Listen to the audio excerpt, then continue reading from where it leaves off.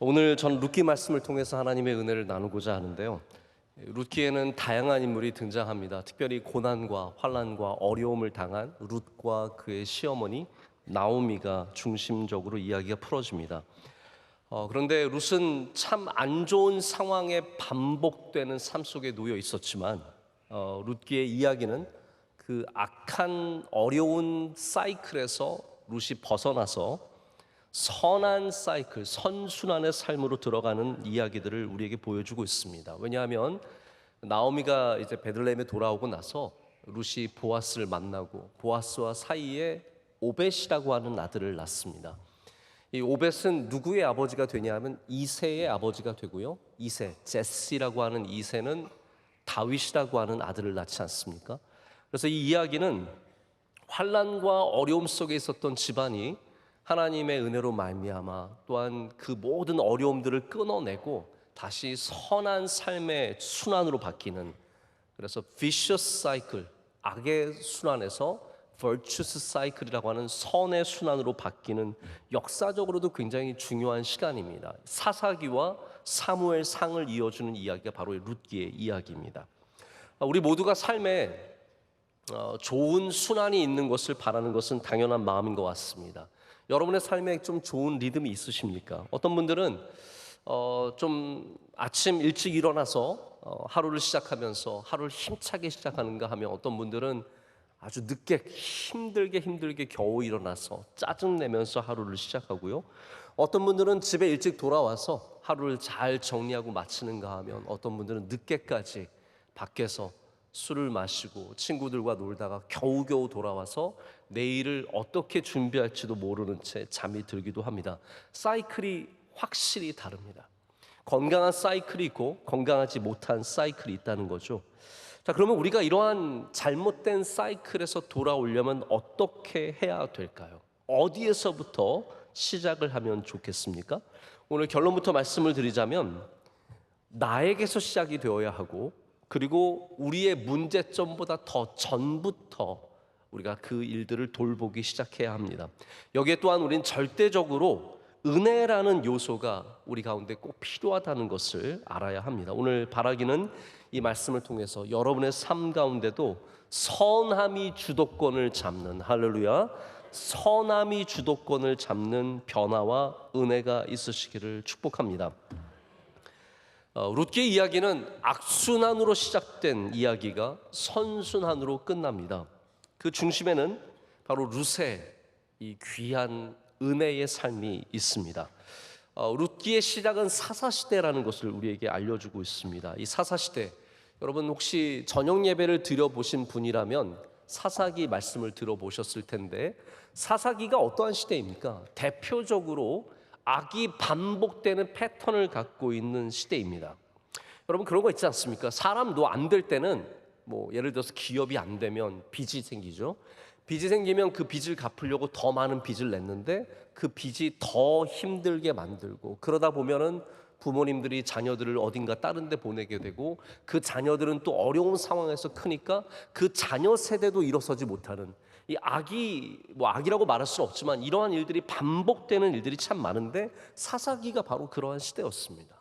사사시대는 하나님을 떠난 사람들이 그 이방 민족의 폭정 속에 고생을 하다가 하나님을 찾게 되면 하나님께서 사사를 보내주셔서 승리를 주시죠. 그러면 한 10여 년 동안 15년 정도 나라가 평안하면, 평안할 때 이 사람들이 정신을 차려야 하는데 또 다시 우상 숭배하고 잘못된 삶을 살다가 또 다시 이방 민족의 폭정이 시작돼요. 이 반복이 된, 끊임없이 반복되면서 잘못된 일이 일어나고 있었는데, 그 악순환의 삶 속에서 룻의 이야기가 시작되는 겁니다. 사사시대 때 엘리멜렉의 집에도 어려운 일이 생깁니다. 나라가 어려우면 백성도 어려워집니다. 엘리멜렉이 가뭄을 맞아서 야, 우리 안 되겠다, 좀 다른데 좀 그래도 풍요로운 곳으로 가자라고 해서 선택한 곳이 모압이었습니다. 그래서 아내 나오미와 아들 둘, 기론과 말론과 기론을 데리고 떠나게 되죠.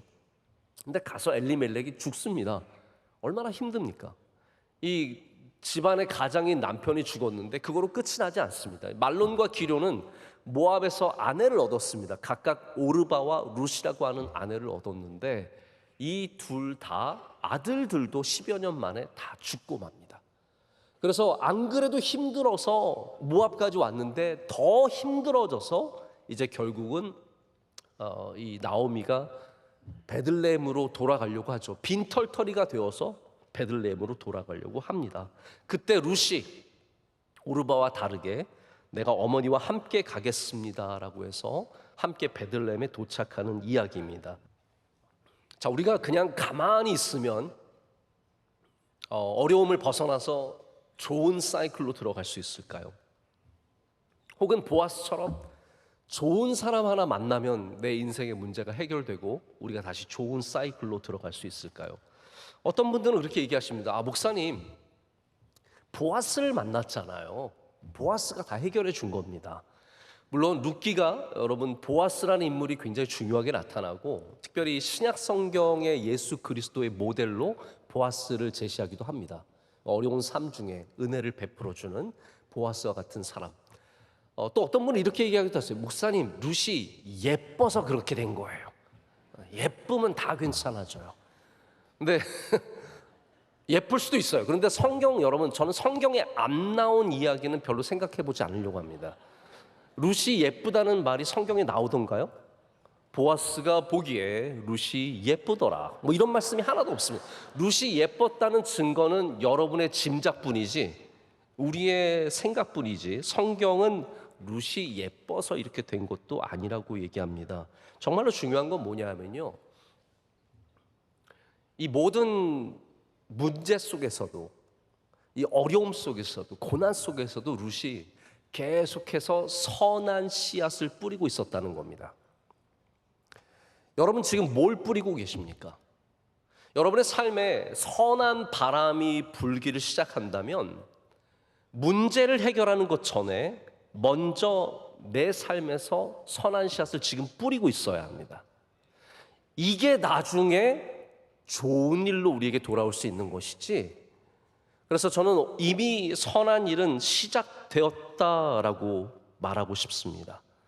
이미 선한 일은 여기서 시작된 것이고 오늘도 어쩌면 여러분이 나중에 거둘 선한 열매들을 지금도 씨를 뿌리고 있을지도 모르겠습니다. 저는 바라기는 여러분이 지금부터 선한 일들을 꿈꾸시고 선한 바람이 불기를 바라시면서 여러분의 삶에 선한 일들을 행하시기를 축복합니다. 제가 방금 전에도 말씀드린 고난은 악순환을 일으킵니다. 그래서 이 사사시대에 어려움을 겪게 되는 엘리멜렉의 집안의 이야기가 나오고 이제 여자들만 남아서 베들레헴에 돌아오게 됩니다. 그런데 룻이 어머니에게 아주 선한 일을 하죠. 오르바가 여러분 상당히 정상적인 여자입니다. 어떤 사람들은 오르바는 이제 어머니를 따라가지 않고 남고 룻만 따라갔기 때문에 룻이 선하고 오르바는 악하다고 생각하지만 저는 그렇게 생각하지 않습니다. 오르바는 정상적인 사람이고 룻이 비정상적인 사람이에요. 오르바는 어떻게 보면 세상적인 선택을 한 것이고 룻은 세상적인 선택이 아니라 하나님이 기뻐하시는 선택을 한 사람이죠. 그 차이가 있다라는 겁니다. 근데 특별히 이 가운데 룻이 오늘 말씀을 보면은 그 집안의 유력자인 보아스를 만나고 또 보아스의 밭에서 이삭을 줍다가 보아스에게 은혜를 받는 장면이 나옵니다. 근데 이 가장 감동적인 장면은 보아스가 이미 룻의 모든 선한 행위를 알고 있었다는 거예요. 여러분, 예수님은 우리가 선한 일을 하는 걸 알고 계십니다. 이미 알고 계셨고 그래서 보아스가 은혜를 돌려주게 되고 하나님의 축복을 빌어주게 되는 장면이 오늘 말씀 가운데 나오죠. 근데 이게 어떠한 변화를 일으키냐 하면 지금까지 그렇게 고생하며 힘들게 남편을 잃고 시아버지 잃고 그리고 외국인 시어머니를 따라서 다른 나라에 온 이 여자가 어떤 은혜를 얻습니까? 이 여인 한 명 때문에 룻의 집안이 완전히 바뀌게 되는 겁니다. 룻도 아들을 얻을 뿐만 아니라 나오미도 손자를 안게 되고 그리고 거기에서 다윗이 태어나서 이 집안만 바뀌는 것이 아니라 나라가 변화되는 놀라운 은혜를 경험하지 않습니까? 선순환의 모든 바람은 어디에서 시작되었냐면 바로 이 룻에게서 시작되었고 룻이 그의 어머니를 따라갔을 때 시작이 되었습니다. 여러분, 우리가 선한 사이클을 만들기 위해서, 선순환을 만들기 위해서 무엇이 먼저인지를 꼭 생각해 봐야 합니다. 어디에서부터 우리의 문제를 고쳐갈 것인가, 어디에서부터 시작되어야 할 것인가를 생각해 봐야 합니다. 여러분, 사이클이라고 하는 이 단어 자체가 원형이잖아요. 원형은 시작점을 모릅니다. 어디에서 시작해야 되는지 모르는 거예요. 그래서 우리가 때로는 어디에서 시작해야 할지 모르기 때문에 전혀 잘못된 곳을 고치고 전혀 잘못된 곳에서 헤매기 쉽습니다. 문제점들이 있습니다. 그러면 이렇게 물어보죠. 목사님, 저희 아이가 공부에 집중을 못하는데 어떻게 해야 할까요? 그건 여러분 모든 아이들의 문제입니다. 집사님 아이만 문제가 아니라 집중하는 아이가 이상한 아이지 집중하지 못하는 건 이상한 게 아니죠. 목사님, 저희 남편이 늘 회사 갔다 늦게 집에 돌아와서 너무 힘듭니다. 어떻게 할까요? 제가 좀 쉬운 예로 한번 답을 드려보겠습니다. 어떤 분들이 이렇게 다짐을 해요. 나는 일찍 자야지. 이제부터 일찍 자야지. 일찍 자기 위해서 많은 노력을 합니다. 불을 다 끈다든지 일찍 끄고 준비를 하고, 핸드폰 안 보고 TV 안 보고 일찍부터 잘 준비를 하고 음악을 켜놓고 잔잔하게 분위기를 만들고 침대에 가서 눕는데 잠이 전혀 안 와요. 멀뚱멀뚱. 아무리 누워서 기다려도 잠이 안 오죠. 또 다른 노력도 합니다. 수면을 유도하는 약을 먹어보기도 하고. 근데 정말 일찍 잠자리에 들려면 일찍 잠자리에 드는 노력 전에 단계를 생각해 봐야 합니다. 저는 이렇게 말해보고 싶습니다. 일찍 잠자리에 들고 싶으신 분들은요, 먼저 일찍 일어나는 것부터 해야 합니다. 일찍 일어나는 것을 고치지 않으면 일찍 자는 것은 절대로 해결되지 않습니다. 그 사이클이 만들어지지 않는다는 거죠. 오전 11시에 억지로 일어난다면 오늘은 일찍 자야지. 이게 무슨 소용이 있겠습니까? 제가 하나 권해드린다면 일찍 주무시고 싶으신 분들은 새벽 예배를 나오세요. 정말입니다. 오전 5시에 일어나셔서 새벽 예배, 힘들어도 새벽 예배 한번 나와보세요. 새벽 예배 나오셔가지고 힘들어도 그날을 버티시는 거예요.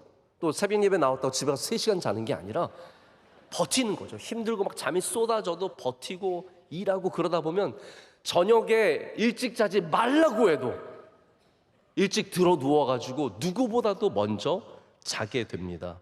여러분, 문제가 어디에서 시작이 되어야 합니까? 해결의 방법이 더 전 단계에서 시작을 해야 된다는 겁니다. 사사기가 아까 말씀드린 것처럼 악한 패턴이 반복되어서 일어나는데 그 문제를 항상 어디에서 해결하기를 원했냐면 사사들로 문제를 해결하기를 원했어요.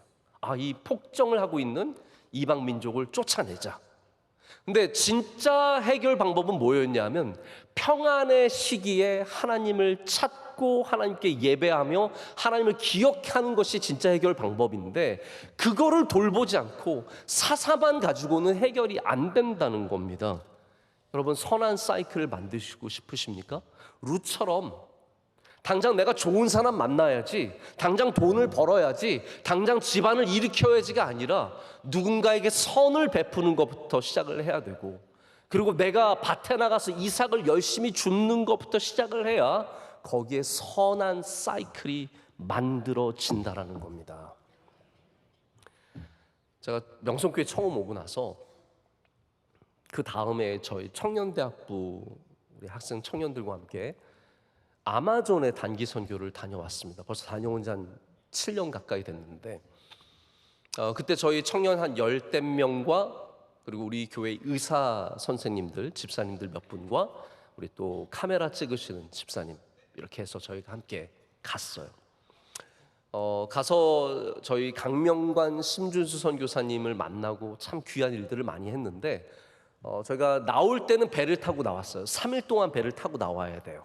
그런데 들어갈 때는 미국 선교사님이 운영하시는 아주 오래된 경비행기를 타고 들어가면서 제가 아주 놀라운 광경을 봤습니다. 제가 원래 이야기만 들었는데 우리 집사님이 이야기를 듣고 목사님 사진도 보여주세요 하고 사진을 보내주셨어요. 한번 보시면 좋겠습니다. 비행기 활주로가 정글 한가운데 이 바나와족을 위해서 이렇게 만들어져서 활주로가 있었고 저희의 그 경비행기를 타고 한번 영상도 있던데 아까 보니까 한번 영상도 있으면 저 비행기가 아주 오래된 타기 무서운 벌레들이 안에 가득 쌓여 있는 진짜 무서운 비행기였어요. 저는 이제 제가 타고 있는 비행기가 내리는 장면인데 정말 말만 비행기지 거의 경운기에 가까운 그런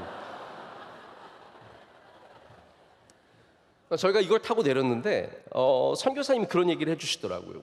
이 성경을 번역하는 선교 단체에서 가장 먼저 보는 거는 이 부족이 언어를 유지할 그런 어떤 의도를 갖고 있는지. 그래야 20년 동안 번역한 다음에 언어를 버려버리면 아무 소용이 없지 않습니까? 그 다음에 중요한 게 뭐냐 하면 이분들이 그것이 딱 준비가 되면 선교사를 파송하는데 가장 먼저 하는 일이 활주로를 닦는 일이라는 거예요. 아마존의 이 부족에게 갈 수 너무 먼 길이고 힘든 길이기 때문에 가장 먼저 활주로를 닦아서 비행기를 내릴 수 있게 한 다음에 물자와 선교사를 나를 뿐만 아니라 그렇게 되면은 아까도 보셨겠지만 활주로 주변으로 마을이 형성이 됩니다. 마을이 형성이 되면 거기에 교회를 세울 수 있게 됩니다. 이렇게 해서 선순환을 만들어내는 시작이 활주로라는 거예요. 근데 제가 이 활주로를 한번 경험해 보고 나서 제 마음에 그런 질문을 가졌어요. 나에게 이러한 나의 삶의 믿음의 선순환을 일으킬 수 있는 활주로가 닦아져 있는가? 하나님과 나의 사이에 활주로가 있는가? 하나님의 말씀을 받고 예배를 드리고 내가 하나님이 주신 능력으로 살아가는 어떤 활주로가 내 삶에 마련되어 있는지를 심각하게 한번 생각해 봤던 적이 있습니다. 활주로가 선한 바람을 그 지역에 일으켜 주는 것이죠. 오늘 룻을 보십시오. 그는 자신의 삶에 어려운 일들만 가득했던 여인입니다. 그러나 거기서 그는 믿음의 활주로를 닦은 거예요. 자기 가정의 활주로를 닦았고 이스라엘의 활주로를 닦았고 자기는 울면서 그 어머니를 붙잡고 베들레헴으로 왔지만 그로 말미암아 그의 가정이 복을 받았고 그의 나라가 복을 받았고 모든 곳에 선순환이 일어나게 됩니다. 사람들이 룻을 인정해 줬습니다. 이 여인은 진짜구나. 이렇게 어머니를 쫓아서 여기까지 오게 되고 그리고 이렇게 열심히 일하고 선한 일을 하는 거 보니까 이 사람은 진짜구나 인정을 하니까 선순환의 트랙에 올라가게 되는 겁니다. 여러분 선한 바람이 이렇게 뒤에서 불어주게 되면요 우리는 모멘텀이라는 어떤 관성을 받게 됩니다.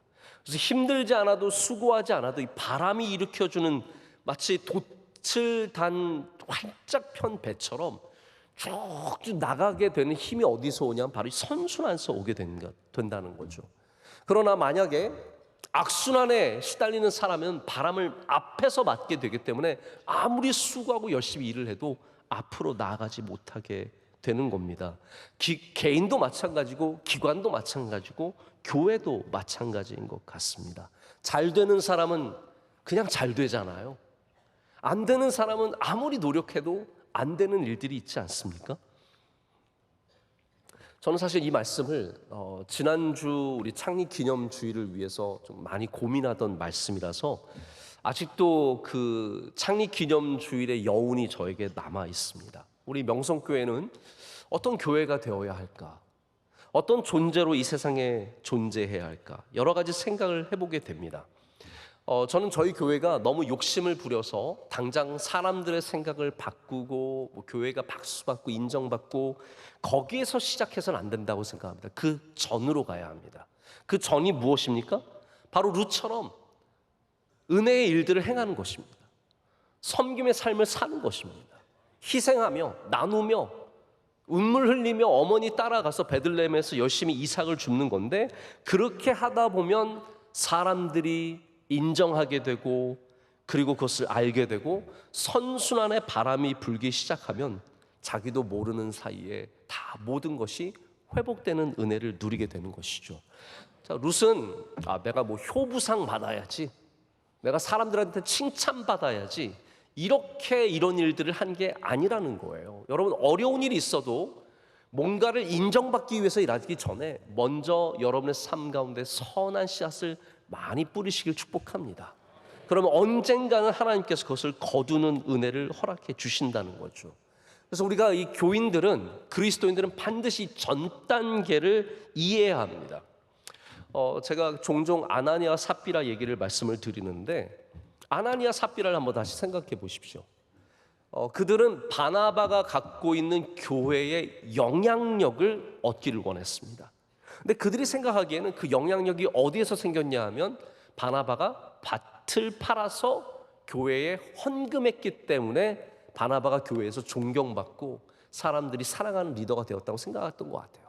그래서 아나니아와 삽비라도 바나바처럼 우리도 밭을 팔아서 돈 내야겠다 해서 밭을 팔았다가 나중에 막상 내려고 하니까 너무 아까워서 삥 쳤다가 하나님께 삥 맞죠. 근데 아나니아 삽비라가 착각한 게 있습니다. 바나바의 영향력이 돈에서 생긴 게 아니라 그 전 단계에서 시작했다는 걸 보지 못한 거죠. 그 전 단계가 무엇입니까?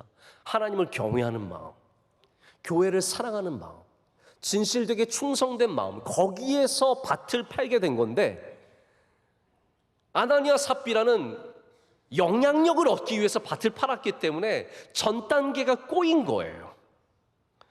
여러분, 저는 꼭 이렇게 여러분께 축복하고 싶습니다. 여러분, 꼬이지 않으시길 축복합니다. 이거 굉장히 중요한 겁니다. 인생이 한번 꼬이기 시작하면요, 악순환이 내 삶에 닥쳐오기 시작하면 그 꼬인 것을 풀기가 얼마나 어려운지 모릅니다. 여러분의 인생이 선순환으로 활짝 풀리시길 축복합니다.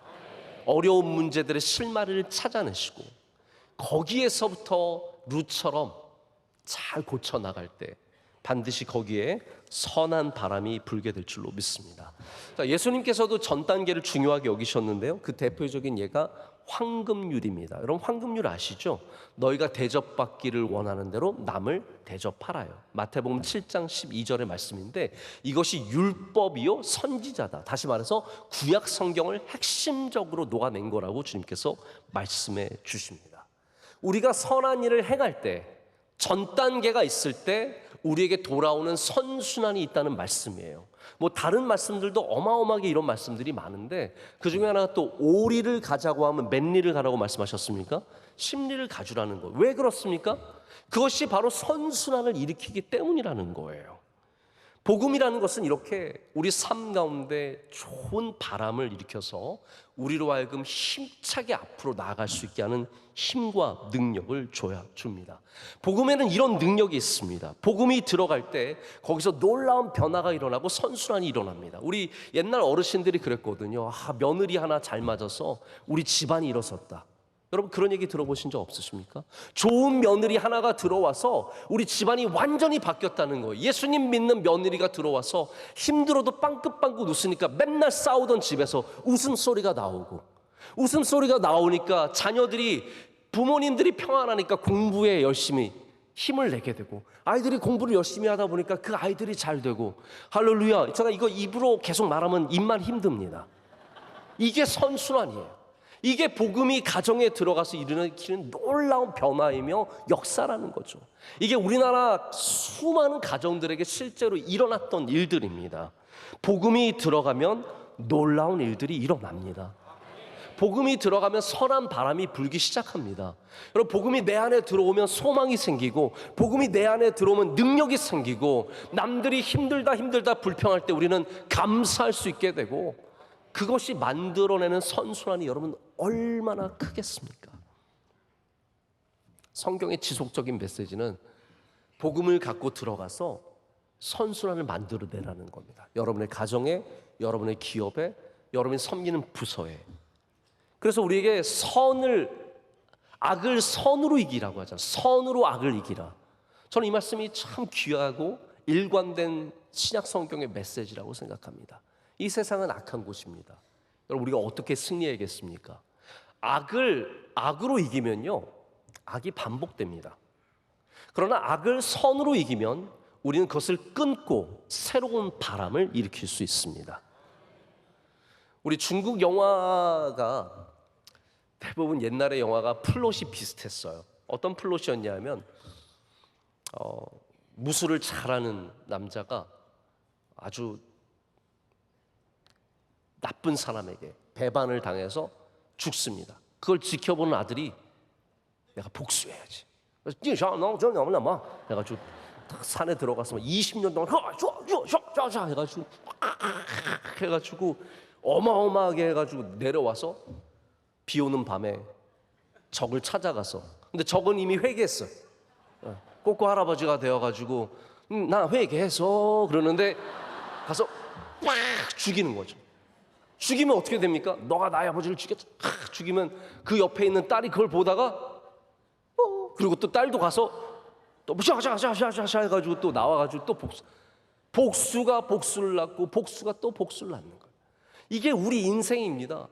악이 악을 꼬리를 물고 끊임없이 우리 삶 가운데 다가오는데 우리가 해야 할 것은 그 가운데 선한 바람을 일으키는 일이라는 거죠. 그것이 복음의 능력이고 바로 루시 이 집안에 주는 능력 아니에요. 은혜를 베풀어 주는 거예요. 모든 것이 인간적인 이 세상에 오르바처럼 어머니 안녕히 가세요. 저는 저의 길을 가겠습니다. 이게 너무나 당연한 사회에서 자신의 삶을 완전히 내던지고 그의 어머니를 따라간 룻 때문에 이 가정이 살아나고 하나님께서 이 나라의 복을 주시지 않습니까? 이게 우리의 몫이지 않습니까? 룻이 그냥 요행만을 바라보고 베들레헴에 간 것이 아닙니다. 베들레헴에 가서 이 보아스의 뜰에 가서 일을 하게 될 때 이제 어머니가 가르쳐 주죠. 우리 집안에 유력한 사람이 있는데 보아스라는 사람인데 그 사람의 뜰이 있으니까 가서 이삭을 주워와라. 이게 구약의 율법입니다. 나그네, 이방인 가서 이삭을 줍게 놔둡니다. 가서 줍고 있는 거죠. 근데 보아스가 그날 와서 마침 그곳에 와서 이렇게 둘러보다가 그 모든 필드를 감독하고 있는 사람에게 물어봤습니다. 저 여인이 누구냐? 라고 물어봤을 때 이것도 오해하죠. 예쁘니까 물어본 게 아닙니다. 저 예쁜 여자 누구냐? 이게 아니라는 거예요. 저 여인이 누구냐? 라고 물어봤을 때 감독이 말하기를 저 여인은 이방 여인인데 우리 율법을 따라서 이삭을 줍고 있습니다. 그런데 아침에 와서 지금까지 집에 잠시 다녀오는 시간 외에는 열심히 성실하게 아름답게 그 일을 하고 있습니다 라고 얘기를 해주죠. 이게 이제 우리가 읽지 않았던 5절에서 7절까지의 말씀입니다. 그러면 이런 좋은 이야기가 나왔을 때 이미 좋은 마음을 품고 있었던 보아스가 룻을 불러서 은혜를 베풀어 주는 겁니다. 아, 너 얼마나 힘들겠냐. 지금부터 우리 사환들이 너를 괴롭히지도 않을 거고 방해하지도 않을 거니까 너는 가서 이삭을 열심히 줍고 목이 마르거든 물을 마시고 충분히 가져갈 만큼 가져가라. 그러니까 룻이 엎드려가지고 저에게 어떻게 이렇게 은혜를 베풀어 주십니까? 하니까 11절 12절 말씀을 얘기하는 거예요. 이거 눈물 나는 장면입니다. 이렇게 얘기하죠. 보아스가 말하는 장면을 보십시오. 내 남편이 죽은 후로 네가 시어머니에게 행한 모든 것과 내 부모와 고국을 떠나 전에 알지 못하던 백성에게로 온 일이 내게 분명히 알려졌느니라. 그러면서 하나님의 은혜와 축복을 많이 빌어주게 됩니다. 알려지는 겁니다. 내가 떠벌린 것이 아니라 선순환은 이렇게 되는 거예요. 내가 떠벌린 것이 아니라 좋은 씨앗을 뿌리다 보면 알려지는 은혜가 있게 되는 것이고 그것이 선한 바람을 우리 삶 가운데 일으킨다는 겁니다. 여러분, 오늘도 우리는 이 세상에 불완전한 세상에서 어려운 세상 속에서 악과 마주하며 악의 사이클 속에 살아갑니다. 그러나 우리 그리스도인들은 예수 그리스도를 믿는 우리들은 어디를 가든지 룻처럼 은혜를 베풀고 성실히 일하며 살아갈 때 그것이 알려질 뿐만 아니라 우리의 그것이 복이 된다는 사실을 꼭 기억하시기를 축복합니다. 우리가 말만 잘해도 선한 것들이 돌아오는 것을 많이 느끼지 않습니까? 조선시대 이야기가 있더라고요. 어떤 사람이 고기를 사려고 어떤 이제 백정집에 갔는데 이 사람이 들어가면서 백정이니까 야 백정 고기 한 근 주시오 이렇게 얘기를 했어요. 근데 뒤에 오는 사람도 똑같이 그 집에 들어왔는데 그 사람은 이서방 고기 한 근 주시게나 이렇게 얘기를 했어요. 백정이 고기를 썰어서 주는데 크기가 다른 거예요. 그래서 처음 온 손님이 화가 나가지고 아니 뭐 이런 가게가 다 있어. 나는 왜 이만큼밖에 안 줘? 저 사람 많이 줘. 그랬더니 이분이 말하기를 손님 고기는 백정이 썰었고요. 저 손님 고기는 이서방이 썰어서 그렇습니다. 이렇게 얘기를 했다고 합니다. 그럼 무슨 얘기입니까? 가는 말이 고와야 오는 것이 곱습니다. 다시 말해서 선순환은 우리에게서 시작하는 것이지 남에게서 시작하는 게 아니라는 겁니다. 우리가 남에게서 좋은 것만 바라는 것이 아니라 내가 먼저 그 일을, 룻이 나에게 좋은 일이 생기기만 바랬던 것이 아니라 자신이 은혜를 베풀었기 때문에 그 은혜가 하나님의 은혜 가운데 다시 돌아오게 된다는 것이죠. 우리는 누군가가 우리에게 잘해주는 것만 기다릴 때가 많습니다. 저도 이 짧은 삶을 살면서 내가 잘해야, 내가 좋은 일을 해야, 내가 좋은 말을 해야 좋은 것이 돌아온다는 것을 많이 경험하게 됩니다. 그냥 좋은 것만 바라면 그렇지 않게 되는 경우가 너무나 많더라고요. 어디 식당 가서 종업원이 그냥 먼저 잘해주기 전에 여러분이 좀 먼저 잘해주면 되는 겁니다. 남이 양보해주기 전에 내가 먼저 양보하면 좋습니다. 남이 인사하기 전에 내가 먼저 인사하면 좋은 일이 생깁니다. 선순환은 우리에게서 시작해야 합니다. 나에게서 먼저 좋은 씨앗이 나가야 되고 좋은 바람이 불기 시작해야 다시 좋은 바람이 내게 돌아온다는 거죠. 제가 요즘에 젊은 우리 교육자들과 일하다 보면 확실히 세대가 이제 좀 많이 바뀌었다는 걸 느끼게 되는데 그런 생각을 가져요. 내가 먼저 잘해야 이분들도 잘할 수 있다는 생각을 갖게 됩니다. 우리가 이 시대에 가져야 하는 리더십은 기다리는 리더십이 아니라 먼저 주는 리더십입니다. 먼저 행하는 리더십. 거기서 선순환이 일어나기 때문입니다. 자, 말씀을 맺습니다. 은혜로 시작하면 은혜가 이어집니다. 은혜를 베풀면 은혜가 돌아옵니다. 이게 룻기의 이야기입니다. 여러분의 삶에 어렵다고 불평만 하시겠습니까? 아니면 이 시간 룻처럼 그 어려운 삶 속에서도 먼저 은혜를 베푸시겠습니까? 제가 몇 달 전에 은혜에 대한 설교를 드리면서도 비은혜, disgrace가 다시 돌아와서 우리를 문다라고 말씀을 드렸습니다. Disgrace comes back and bites us라고 말씀을 드렸죠. 이게 악순환입니다. 비은혜를 베풀면 비은혜가 돌아오게 된다는 것이죠. 룻은 이방 여인이었지만 하나님의 은혜를 너무나 잘 아는 사람이었습니다. 그래서 하나님이 그 은혜를 베푼 이 여인에게 하나님의 은혜를 베풀어 주시고 이 삶 가운데 놀라운 선순환이 시작이 되었습니다. 여러분, 은혜를 먼저 베푸시는 주님의 백성들 되시길 축복합니다. 그리고 여러분의 삶에 하나님의 놀라운 선한 바람이 불기 시작해서 그 선한 바람을 타고 멀리 앞으로 나아가시는 여러분 되시기를 축복합니다. 기도하겠습니다. 하나님 아버지 감사합니다.